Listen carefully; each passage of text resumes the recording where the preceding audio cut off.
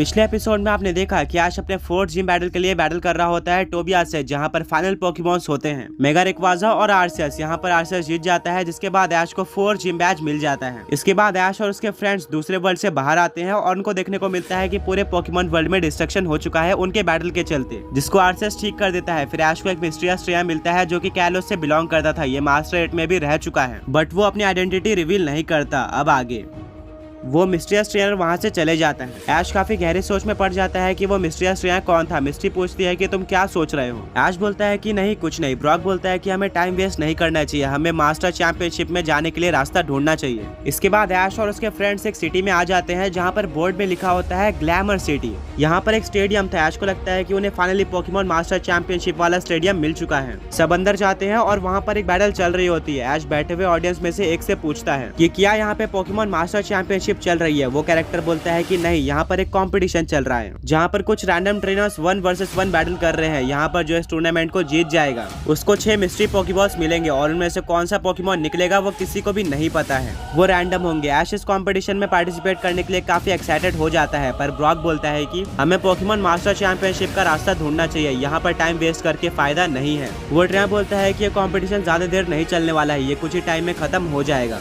ऐश बोलता है कि फिर तो मैं पक्का इस कंपटीशन में पार्टिसिपेट करने वाला हूँ, बट इसमें कैसे अप्लाई किया जाए। वो ट्रेनर बोलता है कि मैं भी इस कंपटीशन में पार्टिसिपेट करने का सोच रहा था, तुम मेरे साथ चल सकते हो वहाँ पर पार्टिसिपेट करने के लिए। ऐश उस ट्रेनर के साथ चले जाता है। काउंटर पे उनकी क्वालिफिकेशन पूछी जाती है और वो कौन सा एक पोकेमॉन यूज करना चाहते हैं पूरे टूर्नामेंट में। ब्रॉक बोलता है कि अच्छा, अगर तुमने एक बार इस टूर्नामेंट में अपना पोकेमॉन रजिस्टर कर दिया तो पूरे टूर्नामेंट में तुम्हें उसको ही यूज करना पड़ेगा, तुम उस पोकेमॉन को स्विच नहीं कर सकते। ब्रॉक बोलता है कि मुझे ये टूर्नामेंट काफी इंटरेस्टिंग लग रहा है, मैं भी इसमें पार्टिसिपेट करना चाहूंगा। मिस्ट्री और ब्रॉक भी इस टूर्नामेंट में पार्टिसिपेट कर लेते हैं। ऐश अपने पोकेमॉन की तरह चूज करता है ग्रीनिंजा को, मिस्ट्री चूज करती है अपने गैराडोस को, ब्रॉक चूज करता है स्टीलिक्स को, वहीं पर सरीना चूज करती है अपने डेलफॉक्स को। सब एक साथ इस टूर्नामेंट में पार्टिसिपेट कर लेते हैं। टूर्नामेंट स्टार्ट होता है और पहले ही राउंड में सरीना बाहर हो जाती है। मिस्ट्री टॉप 8 में पहुंच जाती है जहां पर उसकी बैटल एक ट्रेनर के साथ होती है जिसका पोकेमॉन लुकारियो था। वो ट्रेनर मिस्ट्री को काफी इजीली हरा देता है, जिसके बाद वो सेमीफाइनल में पहुंच जाता है। ब्रॉक और ऐश भी सेमीफाइनल्स में पहुंच जाते हैं। बोर्ड पर दिखाया जाता है कि सेमीफाइनलिस्ट किससे बैटल करेंगे। ऐश और ब्रॉक देखते हैं कि उनकी नेक्स्ट बैटल एक दूसरे के साथ ही है। इसमें जो हारता है वो बाहर हो जाएगा, वहीं पर जो जीतता है वो सीधा फाइनल्स में चला जाएगा।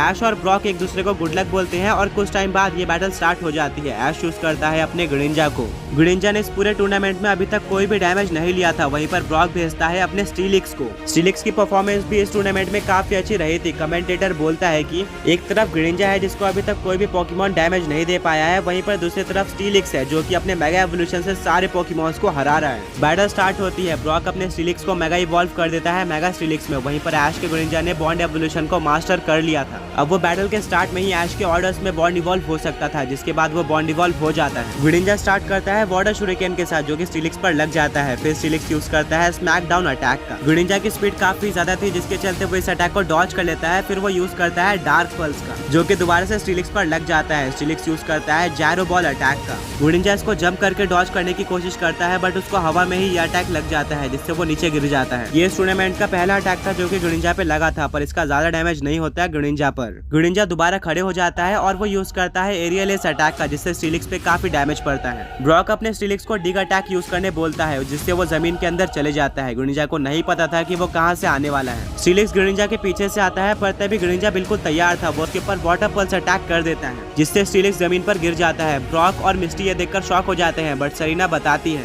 कि ग्रीनिंजा ने काफी टाइम ज़ायगाट के साथ कैलोस को प्रोटेक्ट करने में बिताया है, जहाँ पर किसी भी टाइम पर उसके ऊपर ब्रांचेस अटैक कर देती हैं। ग्रीनिंजा उन ब्रांचेस को सेंस करके कट अटैक का यूज करके उसको काट देता है जिससे उसकी काफी अच्छी ट्रेनिंग हो चुकी है। मिस्टी शॉक रह जाती है। कमेंटेटर बोलते हैं कि ऐश के ग्रीनिंजा को काफी अच्छी ट्रेनिंग मिली हुई है। इन्हीं सब बातों के बीच में ब्रॉक अपने स्टीलिक्स को बाइंड अटैक यूज करने बोलता है जिससे वो ग्रीनिंजा को पकड़ लेता है। ग्रीनिंजा स्टीलिक्स के पकड़ से निकलने की काफी कोशिश करता है, पर तभी स्टीलिक्स यूज करता है ड्रैगन ब्रेथ का जिससे ग्रीनिंजा पे काफी डैमेज पड़ता है। फिर वो जैरो बॉल जैसे अटैक्स का यूज करके ग्रीनिंजा को और भी डैमेज देता है। ग्रीनिंजा स्टीलिक्स के पकड़ से नहीं निकल पा रहा था, वो अटैक्स भी यूज नहीं कर पा रहा था। तभी ऐश बोलता है कि अपने शुरिकेन को हाथ में ले लो और उसका यूज करके स्टीलिक्स पे अटैक करो। ग्रीनिंजा बिल्कुल वैसे ही करता है और वो स्टीलिक्स के पकड़ से छूट जाता है। ऐश बोलता है बहुत टाइम वेस्ट कर लिया, चलो इस बैटल को खत्म करते हैं। ग्रीनिंजा जायंट वाटर शुरिकेन का यूज करो। ये स्टीलिक्स पर लग जाता है और स्टीलिक्स फेंट हो जाता है। ग्रीनिंजा को ज्यादा डैमेज नहीं पड़ा था, उसने काफी इजीली स्टीलिक्स को हरा दिया था। ब्रॉक अपने हार को एक्सेप्ट करता है और वो स्टीलिक्स को वापस से अपने पोकेबॉल के अंदर लेता है। वो ऐश को कंग्रेचुलेट करता है। फाइनल्स में जाने के लिए ऐश थैंक यू बोलता है, बट उसकी फाइनल बैटल कुछ ही टाइम बाद होने वाली थी।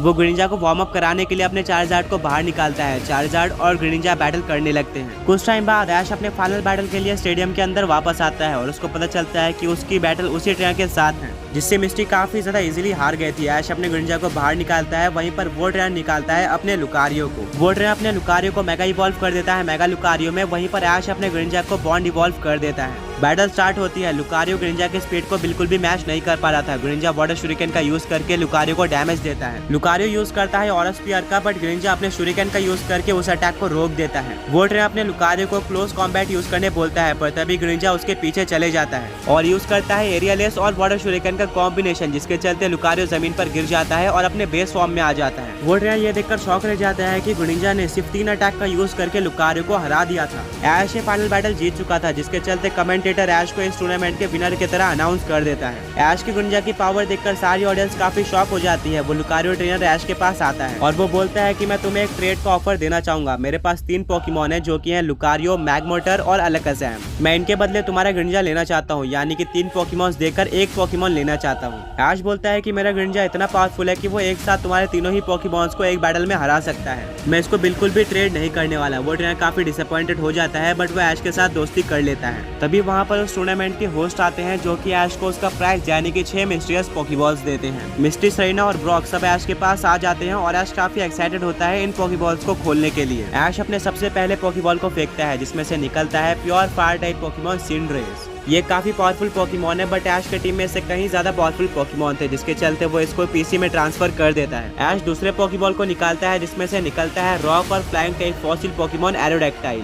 ये भी एक काफी पावरफुल पोकेमॉन था, बट ऐश इसको भी अपने पीसी में स्टोर कर देता है। ऐश थर्ड पोकेबॉल को फेंकता है, जिसमें से निकलता है वाटर और डार्क टाइप पोकेमॉन ग्रीनिंजा। ऐश इसको पीसी में ट्रांसफर करने ही वाला होता है, पर तभी वहाँ पर वो लुकारियो ट्रेनर आ जाता है और बोलता है कि मुझे तुम्हारा ग्रीनिंजा तो नहीं मिला, बट मुझे प्लीज वाला ग्रीनिंजा दे दो, जिसके बदले मैं तुम्हें 3 पोकेमॉन्स दे सकता हूँ। ऐश को इसकी जरूरत नहीं थी, जिसके चलते वो इस डील को एक्सेप्ट कर लेता है और वो अपने ग्रीनिंजा को ट्रेड कर लेता है और उसके बदले वो लुकारियो, मैगमोटर और अलकाज़am को ले लेता है। अब ऐश अपनी 4th पोकेबॉल फेंकता है। इसमें से एक काफी स्ट्रॉन्ग पोकेमॉन निकलता है, जिसको देखकर ब्रॉक, मिस्टी, सरीना और ऐश सब शॉक हो जाते हैं।